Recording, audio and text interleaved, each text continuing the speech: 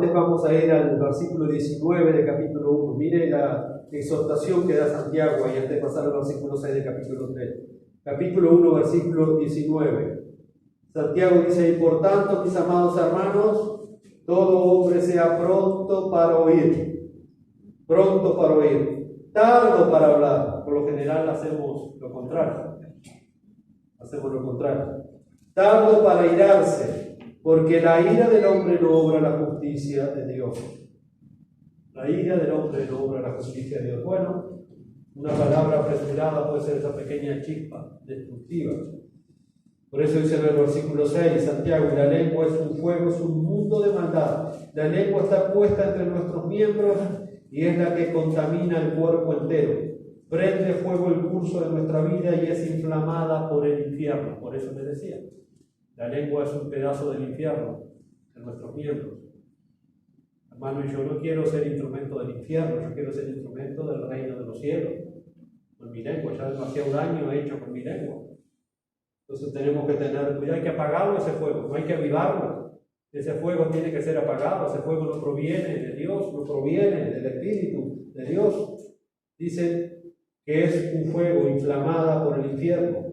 Proverbios 26, capítulo 20. 26, 20.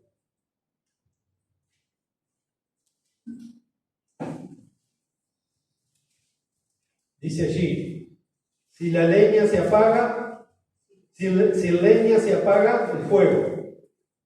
No puede arder, ¿verdad? Y dice: y donde no hay chismes, cesa la contienda. Ahí se acaba el problema. Pocas veces hay tanta contienda, tanto lío, tanta cosa. Y bueno, hermano, porque está el fuego del infierno en las lenguas de muchos. Es eso, no hay otra cosa. No le busca otra explicación porque es eso. Enciende el fuego de la discordia, de la rencilla. Lo vuelvo a leer: sin leña se apaga el fuego y donde no hay chisme cesa la contienda. Versículo 21. El carbón es para las brasas, la leña para el fuego, y el hombre rencilloso para provocar peleas. Versículo 22. Las palabras del chismoso son como bocados deliciosos y penetran hasta el fondo de las entrañas. Mira el daño que hacen. Versículo 23. Como escorias de la plata arrojadas sobre un tiesto son los labios encendidos y el corazón vivo. Alguien describió de la siguiente manera el chisme o la calumnia. Está escrito en un tono de sarcasmo, ¿no? Y dice así, hablando del chisme o de la calumnia: soy más mortífero que el estridente proyectil de un cañón. Yo gano sin matar, destruyo casas, quebranto corazones y arruino vidas. Viajo en las alas del viento. No hay inocencia lo bastante fuerte para intimidarme, ni pureza lo bastante pura para desalentarme. No me importa la verdad, no respeto la justicia, ni tengo misericordia con los indefensos. Mis víctimas son tantas como la arena del mar, y a menudo son también inocentes. Nunca olvido y nunca perdono. Hablando del chisme y de la calumnia. Por lo tanto, hermanos, la Biblia ataca fuertemente esta parte de nuestra naturaleza caída, que es tan dañina. Vamos a mirar los proverbios en cuanto a esto. Por ejemplo, Proverbios 11:9, se nos dice ahí, Proverbios 11:9, el hipócrita con la boca daña a su prójimo, mas los justos son librados con la sabiduría. El hipócrita con la boca daña a su prójimo, mas los justos son librados con la sabiduría. Proverbios 12:18. Hay hombres cuyas palabras son como golpes de espadas, mas la lengua de los sabios es medicina. Proverbios 15:4. La lengua apacible es árbol de vida, mas la perversidad de ella es quebrantamiento de espíritu. Trae siempre dolor. Proverbios 18:21. La muerte y la vida están en poder de la lengua, y el que la ama comerá de su fruto. Y el fruto de una lengua así, hermanos, es la muerte. es la destrucción. Es terrible. Familias enteras, amigos, iglesias, países han sido destruidos por el fuego infernal de la lengua. El daño que ha causado es impresionante a lo largo y ancho de toda la historia. Cuando Salomón está repitiendo la ley a los israelitas en el libro de Deuteronomio, en el capítulo 1, les recuerda que el Señor se había enojado con aquella generación, porque dice que mientras estaban en la tienda de campaña, mientras estaban las familias en sus casas, empezaron a murmurar. Y el Señor escuchó todo el chisme, la crítica y la murmuración que hacían de Moisés y Aarón, que me tiene podridos en Maná, que nos dijeron que nos iban a llevar a una tierra que fluye leche y miel, nos están matando en el desierto, bla, bla. Era todo crítica, era todo descontento, era todo palo por todos lados. Y dice que el Señor dice: yo escuché cuando ustedes murmuraban en sus tiendas de campaña. Y dice que el Señor se encendió en ira contra aquella generación. Y es un fuego, hermanos, que nosotros tenemos que ser conscientes. Si fuéramos un poco más conscientes, miren, pondríamos una cadena y un candado en nuestra lengua. Haríamos la del salmista: Señor, poner una cadena, que sea una cadena de motosierra a la lengua. Es increíble, hermano, increíble. Y dice que el Señor ahí en Deuteronomio 1:26, búsquelo y léalo después, el Señor ahí escuchó las críticas malsanas y se enojó contra aquella generación. La lengua influye fuertemente en todo el curso de la vida de las personas, tanto de nosotros, pero también afectamos a otros con lo que nosotros decimos. La lengua inflamada, ardiente, abrasadora, es la fuente de gran parte de todos los problemas del ser humano, en toda la historia y en todo el mundo. Esto no es nada nuevo, en toda la historia y en todo el mundo. Uno de los grandes problemas que tiene el ser humano. En el versículo 7, Santiago sigue con sus metáforas, hablando de la lengua. Versículo 7 dice: pues fieras y aves, reptiles y criaturas marinas de toda clase pueden ser domadas y han sido domadas por el ser humano. Y cuando dice fieras, no está hablando, antiguamente era difícil que alguien tuviera un perro de mascota en la antigüedad, un gato. No tenía.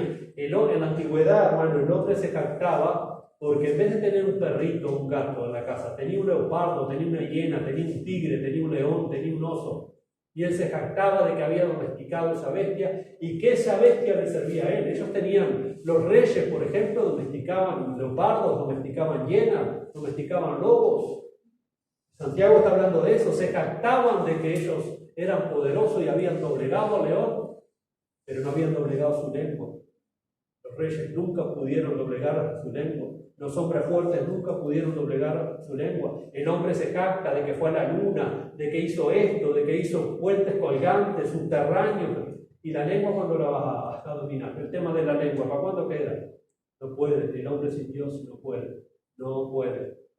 La lengua no domina y hace con el ser humano lo que ella quiere.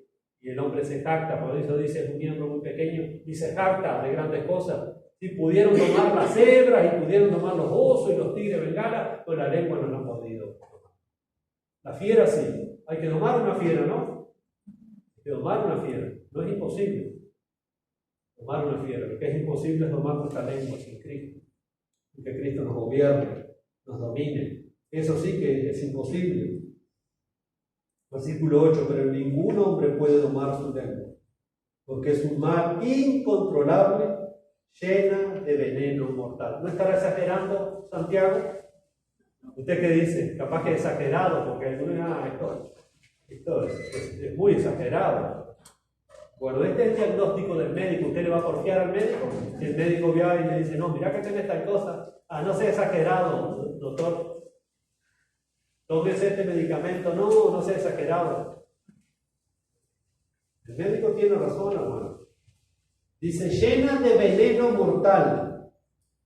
El hombre solo, hermano, sin la ayuda de Dios, sin la asistencia de Dios, no va a poder dominar nunca su lengua. Nunca la va a poder controlar sin la ayuda del Señor. Y teniendo a Dios en nuestra vida tenemos que tener mucho cuidado.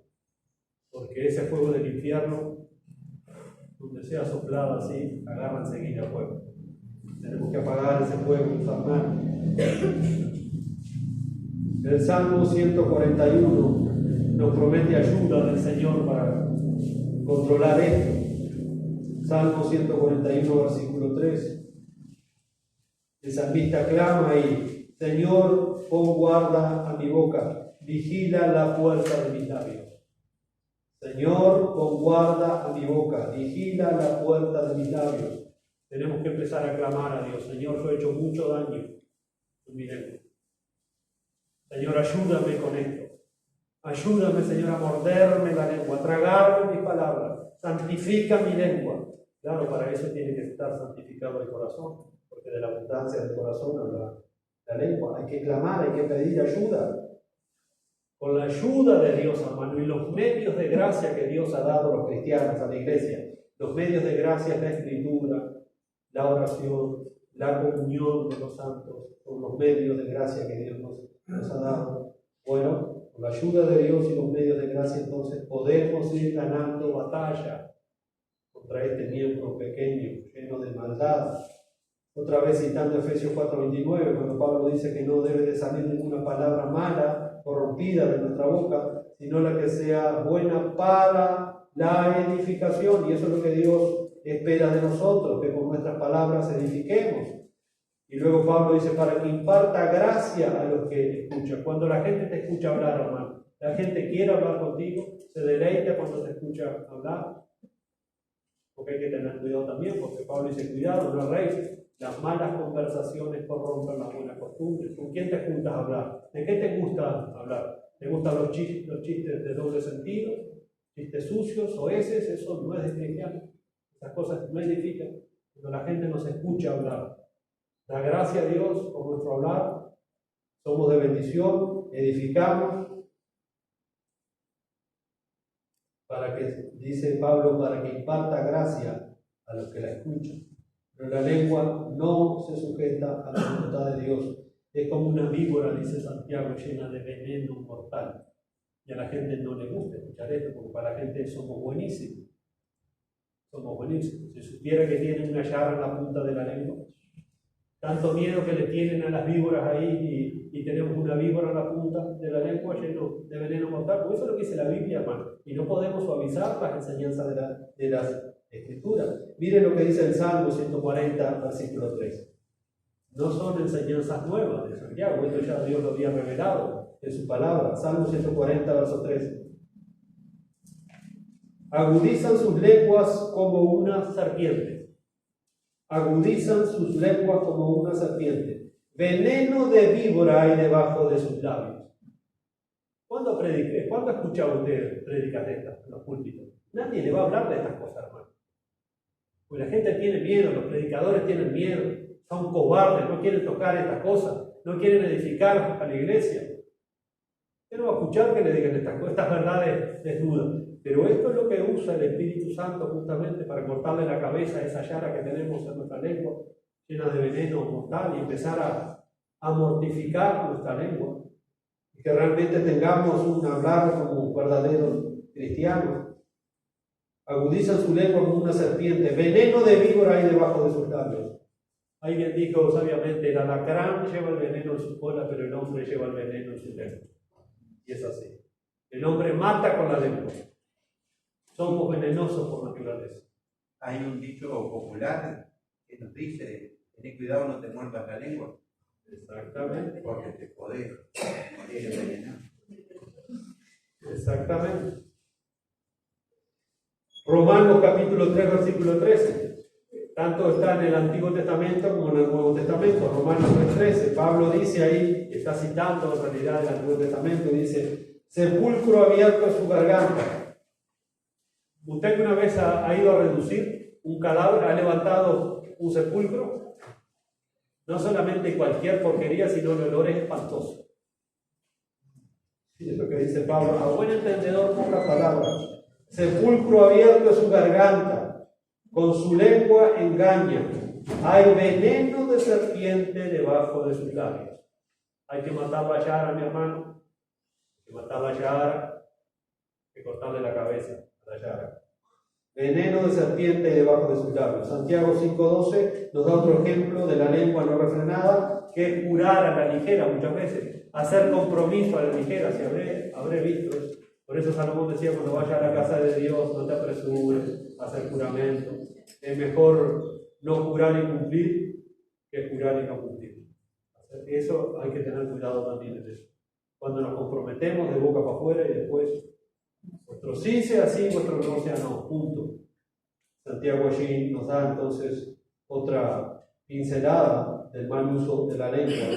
Cuando juramos a la ligera, hacemos compromisos a la ligera. Por eso dice, pero sobre todo, hermanos míos, no juréis ni por el cielo, ni por la tierra, ni por ningún otro juramento, más bien sea vuestro sí, sí, y vuestro no, no, para que no caigas bajo condenación.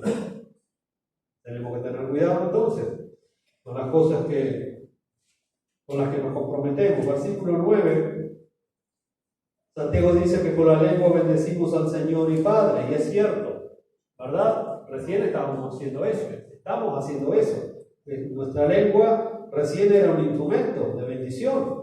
Estamos alabando al Señor, estamos bendiciendo el nombre del Señor, estamos exponiendo la palabra, predicando la palabra, estamos animando, exhortando, reprendiendo, consolando e instruyendo por medio de nuestra lengua. ¡Qué bendición una lengua así!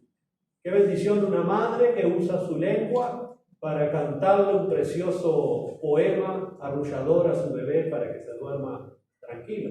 O ese padre que le da un consejo sabio a su pequeño hijo para que no meta la pata. Pero esa misma lengua de esa madre que hace 5 minutos le cantaba una hermosa canción, se le hizo un cortocircuito en su cerebro y con esa misma lengua empieza a maldecir a su hijo.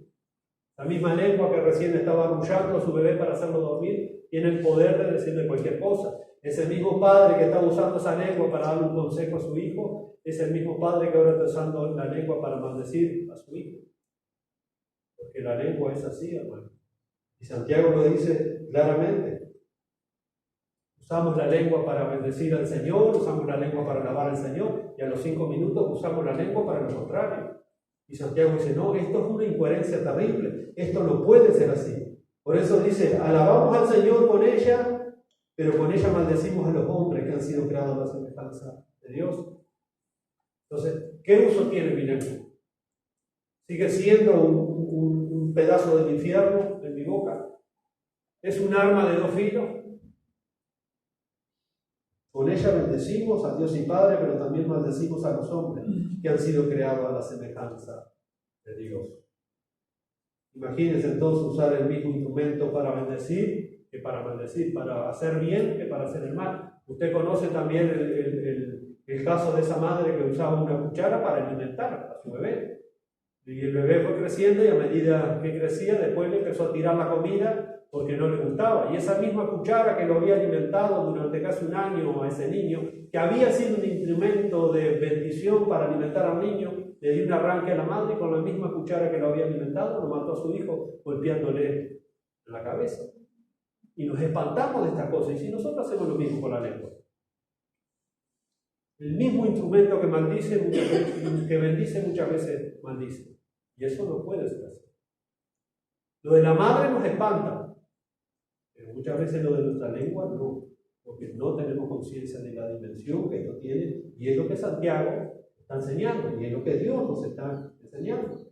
Entonces, un instrumento que está en nuestra boca ahora para bendecir, no solamente a Dios, porque es precioso, esa liturgia religiosa, gloria a Dios, aleluya, ¿se habré escuchado eso yo?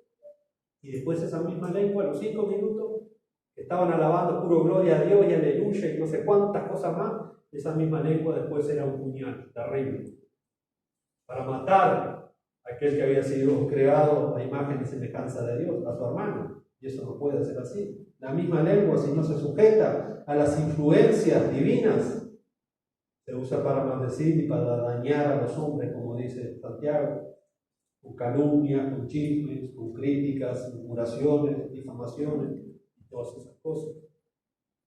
Y eso es terrible.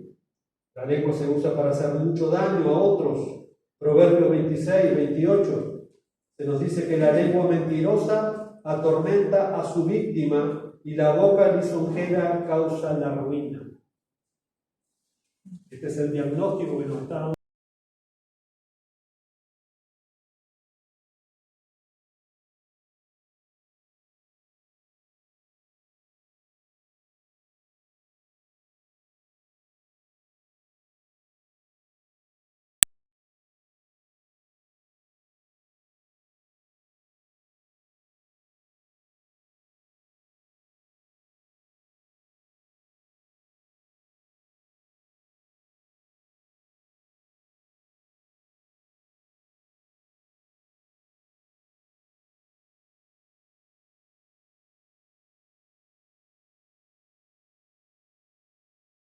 poniendo en contra la iglesia acerca de Juan y del equipo misionero con que Juan trabajaba. Y dice que se oponía a ellos parloteando palabras malignas.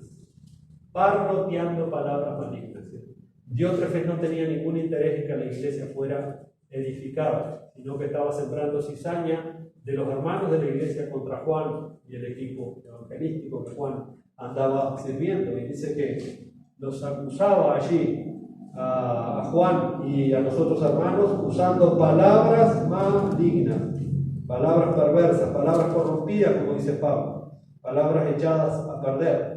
Proverbios 6:19 dice que sembrar discordia entre los hermanos es algo que Dios odia, detesta, aborrece. Está entre las 7 cosas que Dios más detesta.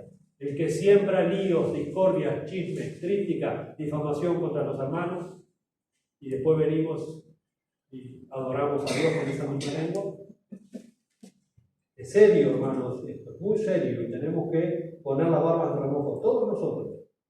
Sembrar discordia entre los hermanos. Eso es algo que Dios aborrece, pero es algo que el diablo ama. El diablo anda soplando las lenguas por ahí a ver si inflama un poco el fuego del infierno. No, mi lengua es para edificar al reino de Dios. Mi lengua tiene que ser un instrumento de justicia, de bendición, de edificación.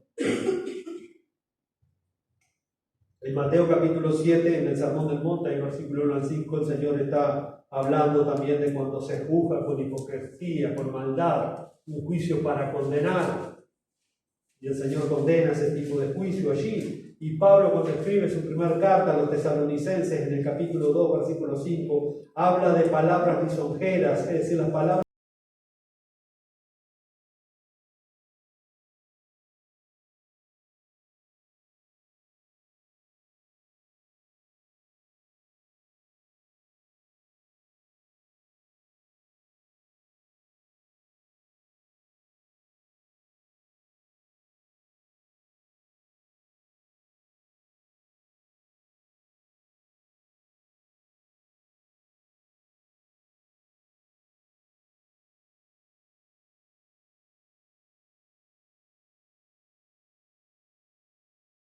lisonjeras, las cuales Pablo condena allí. Los pecados de la lengua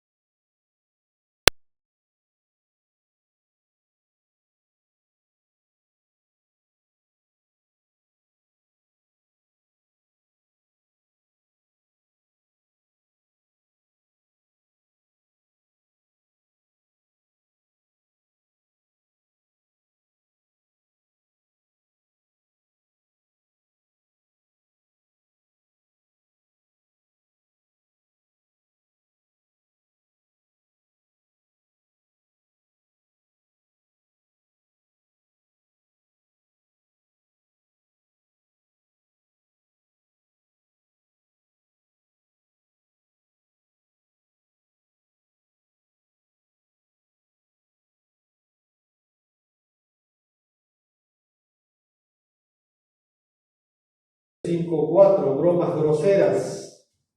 ¿También pueden los cristianos hacer bromas groseras? No. Podemos bromear como no podemos divertirnos, pero cuidado, que la línea es muy fina. A veces se escuchan en los púlpitos, he escuchado en los púlpitos decir cosas muy groseras para quedar bien con la gente. Y la gente todavía se ríe en la iglesia. Esos patanes había que bajarlos de los púlpitos, porque no venimos a contar chistes groseros, aún de las escrituras. No, esas cosas no convienen absolutamente para nada. Primera Timoteo 5:13. Allí hay un mandamiento claro para las mujeres viudas. Pablo dice que tengan cuidado esas mujeres viudas, porque cuando quedan viudas lo primero que hacen es darle la lengua y andan de casa en casa metiéndose en lo que no les importa. Dice, cuidado con esas mujeres, dice Pablo. Recuerden que las mujeres, según la ciencia, hablan más que los hombres.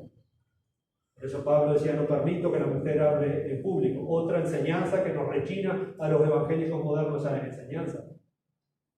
Pablo lo dice, está en la Biblia. Si se enoja hay que enojarse con Dios. No permito que la mujer hable en público y que ésta tome dominio o control. En el culto público la mujer no puede tener dominio ni control, ya lo hemos enseñado. Queda duda, podemos hacer un estudio exhaustivo. La mujer callada la boca, y si quiere enseñar algo, dice Pablo, si quiere aprender algo, que le pregunte a su marido en su casa. Por lo tanto, nosotros los maridos tenemos la responsabilidad de conocer las Escrituras para enseñar a nuestra esposa. Es lamentable cuando es la esposa la que tiene que enseñar al marido. Es lamentable, es al revés. Y Pablo dice ahí en 1 Timoteo 5:13 que esas mujeres se vuelven chismosas, entremetidas, hablando lo que no conviene. Entonces ese tipo de personas es mejor no recibirlas en las casas de uno. Si va a edificar, si va a orar, por eso las reuniones, todas las reuniones que se hacen como iglesia, es para orar, es para leer las Escrituras, para cantar y para edificarnos uno a otro. Cuando la reunión se encausa en otra cosa, cuidado, porque cuando queremos abordar, empezamos a hablar de fulano, de sultano, de mecano, cuidado con esto, hermano. Todo lo que nosotros hagamos tiene que tener ese curso de edificarnos mutuamente los unos a los otros. Por eso hacemos las reuniones, para edificarnos, no para hablar de otras cosas. Si hay cosas personales para hablar, bueno, tiene que venir a su pastor y decir, le está pasando esto o aquello. Pero cuidado con la rueda que inflama la creación. Cuando queremos abordar, es una bola de nieve aquello. Tenemos que tener cuidado, tenemos que ser sabios, hermanos, tenemos que tener discernimiento. Por lo tanto, Pablo allí está condenando entonces los chismes, las críticas y todas esas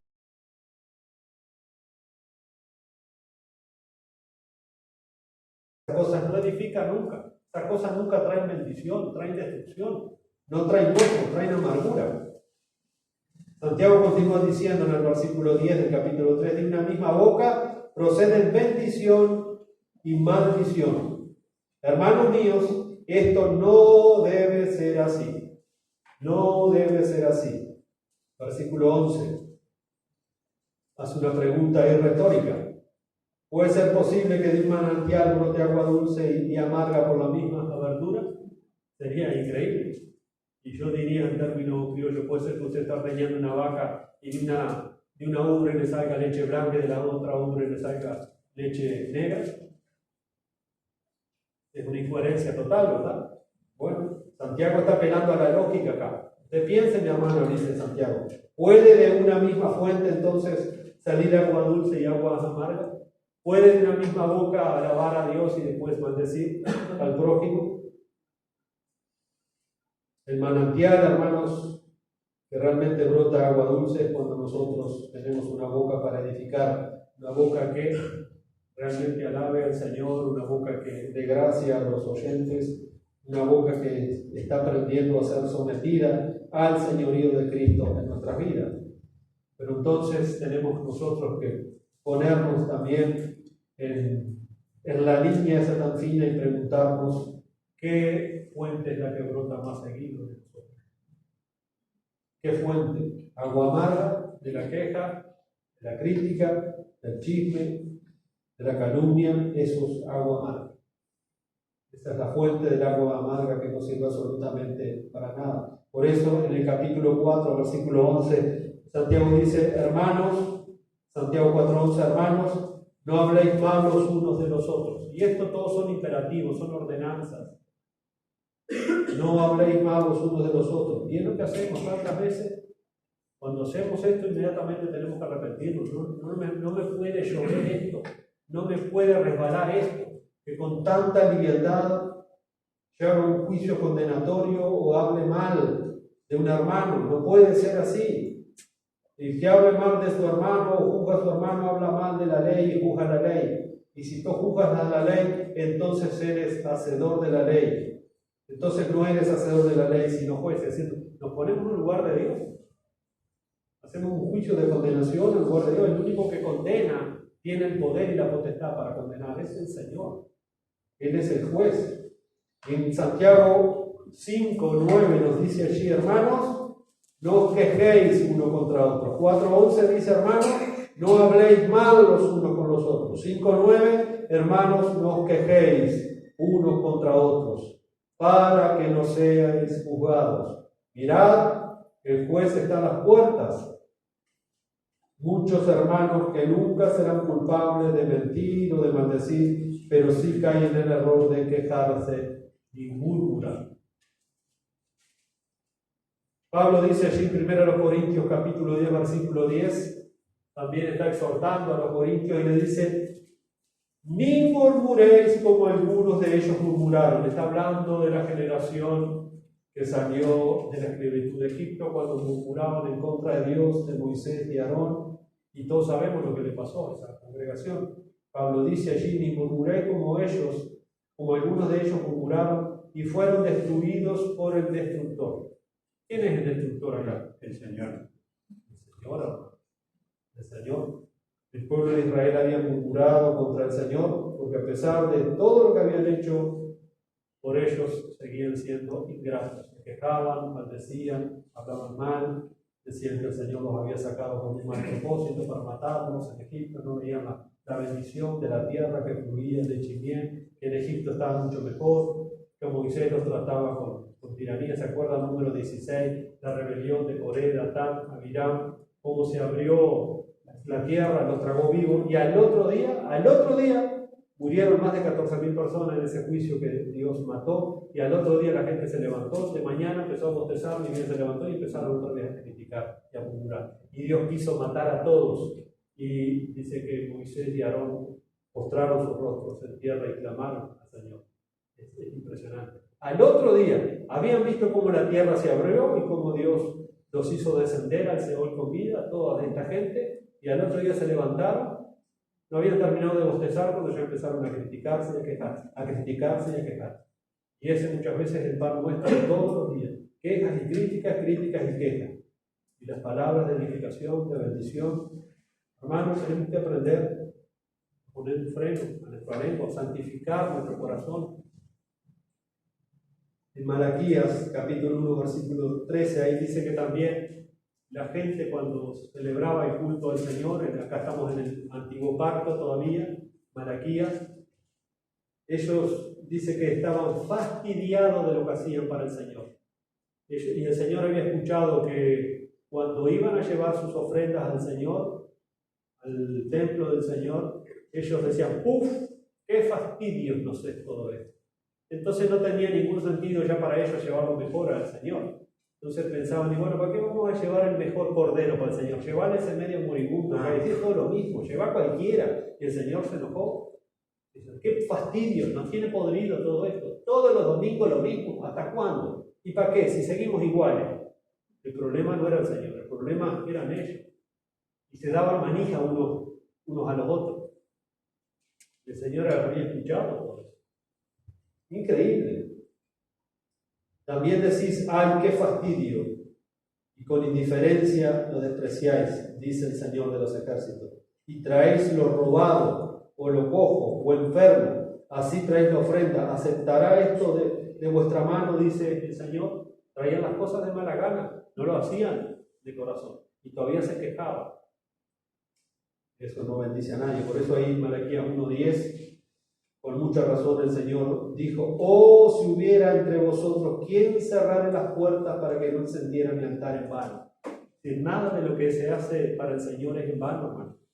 Como dice Pablo, sabiendo que vuestro trabajo en el Señor no es en vano, no es fastidioso. Yo sé sí que a veces nos causa dolor de cabeza, yo sé que hay muchas cosas, pero hermano, Dios dice que no es en vano servirle a Él, que no es en vano. Por eso dice allí, Malaquías 1:10, oh, si hubiera entre vosotros quien cerrara la puerta para que no encendierais mi altar en vano. Porque ellos decían que todo era en vano ya. ¿Y para qué vamos a ir todos los domingos al culto? Sí, es lo mismo. Y si hacemos un culto una vez al mes, ¿no será mejor? ¿Y saben qué ha propuesto? Eso, iglesias fundamentales en los Estados Unidos que tenían 2, 3 veces reuniones de oración, 2, 3 cultos al día. Ya esas iglesias, la mayoría han muerto. Con casualidad hay un culto en la semana de oración.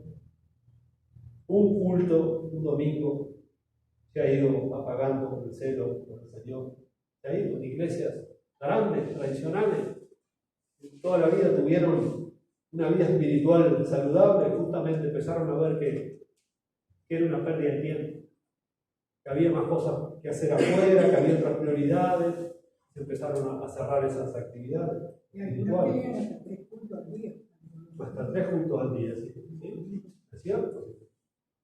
Impresionante. Bueno, y esta gente estaba igual. Pero si es lo mismo, dice, ¿para qué vamos a llevar el mejor cordero? Porque recuerden que tenían que llevar un cordero que no tenía que tener defecto, era lo mejor. Entonces después ya vieron que no vamos a llevarle el enfermito, ese reino que está ahí, manotea eso, total, no se da cuenta nadie, si es lo mismo, prendele caso. Y a veces nos entra la viveza que ya nosotros también. Bueno, que Dios nos ayude, que Dios nos ayude. Por eso dice el versículo 12, hermanos míos, ¿puede la higuera producir olivas o la vid? Y otra vez está apelando a la lógica, Santiago.